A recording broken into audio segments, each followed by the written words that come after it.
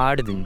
इन 8 दिनों में मैं ऐसी मेमोरीज बनाना चाहता हूँ जो कि मैं मेरे जीवन में कभी ना भूल सकूँ, ताकि जब भी पीछे मुड़कर या कभी कभी पास्ट की इन वीडियोस को देखूँ तो भाई यादें ताज़ा हो जानी चाहिए।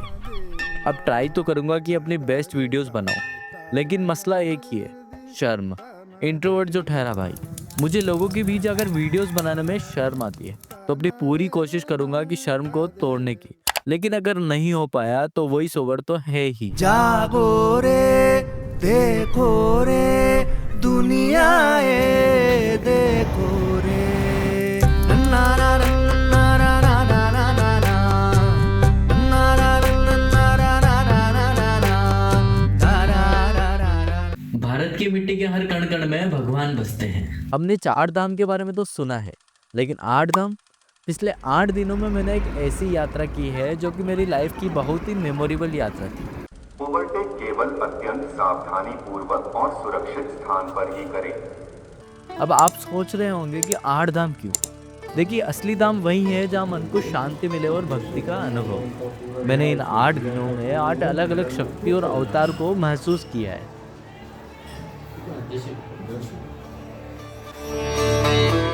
अभी तक तो लगा 2025 भी कुछ यूं ही निकल जाएगा, क्योंकि इस साल में केवल हम ब्रह्म पिता के ही दर्शन कर पाए, यानी कि पुष्कर। लेकिन नहीं, साल के जाते जाते हम एक नहीं, 2 नहीं, पूरे 8 से 10 जगह को जाने वाले हैं।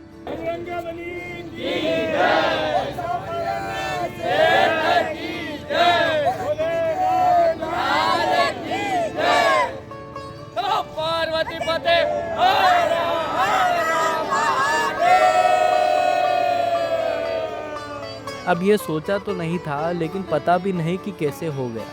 तो जैसे फिल्मों में कहते हैं ना कि अंत अच्छा हो जाए तो सब कुछ अच्छा हो जाता है, तो 2025 के जाते जाते मेरे तीसरे ज्योतिर्लिंग के दर्शन भी हो जाते हैं।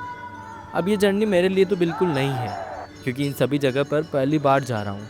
अब इन जगह पर जाने का मकसद केवल दर्शन और सुकून ही नहीं, कहानियाँ भी है जो कि मुझे इन 8 दिनों में कलेक्ट करनी है। इन 8 दिनों में मैंने मेहंदीपुर बालाजी, मथुरा, वृंदावन, गोकुल, नैमिषारण्य, अयोध्या, वाराणसी, प्रयागराज, चित्रकूट, बागेश्वर धाम व और भी छोटे बड़े धार्मिक स्थल के दर्शन किए। यात्रा की शुरुआत बालाजी के दर्शन के साथ होती है। गुड मॉर्निंग मेहंदीपुर बालाजी से। आज हमारा डे 1 8 दिन 8 धाम की यात्रा का। पवन तनय संकट हरणे अब हम जा रहे हैं मेहंदीपुर बालाजी के दर्शन करने। मंगल मूरत रूप राम लखन सीता सहित हृदय बसहु सुर भूप। बोलिए संकट मोचन हनुमान की। भारत में बसी एक ऐसी जगह जहाँ विज्ञान खत्म होता है और एक ऐसी शक्ति शुरू होती है जिसे शब्दों में बयान नहीं किया जा सकता। राजस्थान के 2 पहाड़ियों के बीच बसा एक ऐसा दरबार जहाँ इंसान नहीं बल्कि उनकी किस्मत और उन पर लगे साये का फैसला होता है। ये है मेहंदीपुर बालाजी। लोग कहते हैं ये मंदिर किसी इंसान में नहीं बना।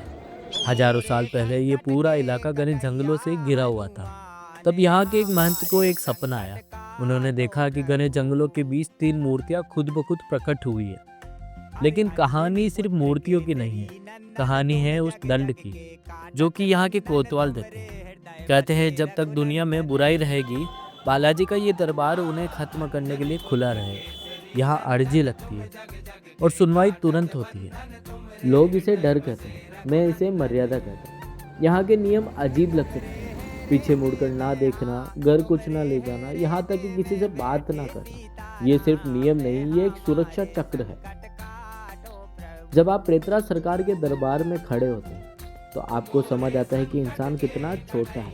वहाँ होने वाली चीखें डर की नहीं बल्कि उन बंधनों के टूटने की होती है जो भरोसे से किसी को जकड़े हुए हैं। मैंने यहाँ ऐसे लोग देखे जो साइंस पर भरोसा करते हैं, पर यहाँ की लीला देखकर उनकी आंखें भर आई। यहाँ का प्रसाद खाया नहीं जाता बल्कि अर्जी के रूप में चढ़ाया जाता है। कहते हैं बालाजी के दरबार से कोई खाली हाथ नहीं जाता, बस शर्त यह है कि आप अपना अहंकार बाहर छोड़ जाए। मेहंदीपुर बालाजी कोई पिकनिक स्पॉट नहीं है, यह एक एहसास है अंधेरे से उजाले की तरफ जीने का। मैं जा रहा हूँ बिना पीछे मुड़े, क्योंकि यहाँ की यादें दिमाग में नहीं रूह में बसती है। अगली बार जब आप आएंगे तो सिर्फ आंखों से नहीं, दिल से महसूस कीजिएगा। जय बालाजी की, जय बजरंगबली।